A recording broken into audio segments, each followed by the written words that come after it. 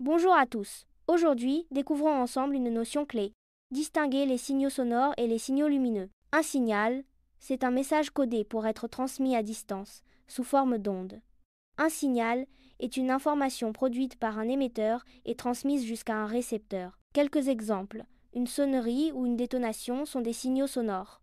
Une couleur ou une lumière intermittente sont des signaux lumineux. Une communication par radio ou talkie-walkie utilise un signal radio.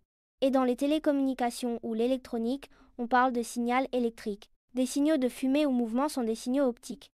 Tous ces signaux se propagent par des ondes particulières, caractérisées par leur fréquence, exprimée en Hertz. Deuxième partie, les signaux sonores. Comme toute onde mécanique, le son met en mouvement son environnement et transmet de l'énergie par ce mouvement. Résultat, il ne peut se propager que dans de la matière, comme l'air, l'eau ou le sol. Dans le vide interstellaire, aucun son ne peut voyager. Le spectre sonore se divise en 3 domaines, sons audibles, infrasons et ultrasons. Les signaux sonores sont très utiles.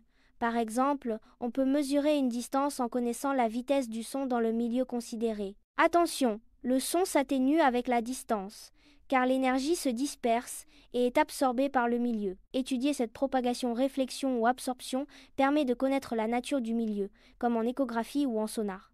Dans l'air, la vitesse du son est d'environ 340 mètres par seconde. La lumière, elle, est une onde électromagnétique.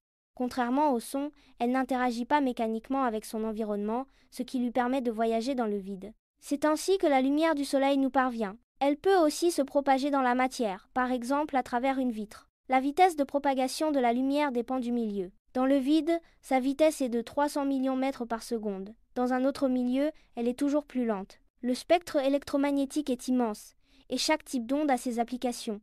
Caméra infrarouge, rayon X pour l'imagerie médicale, mais aussi laser, radar, télécommande ou encore télécommunication. Alors, si certains points restent flous, posez vos questions en commentaire. Et surtout, abonnez-vous pour ne rien manquer de vos révisions du brevet.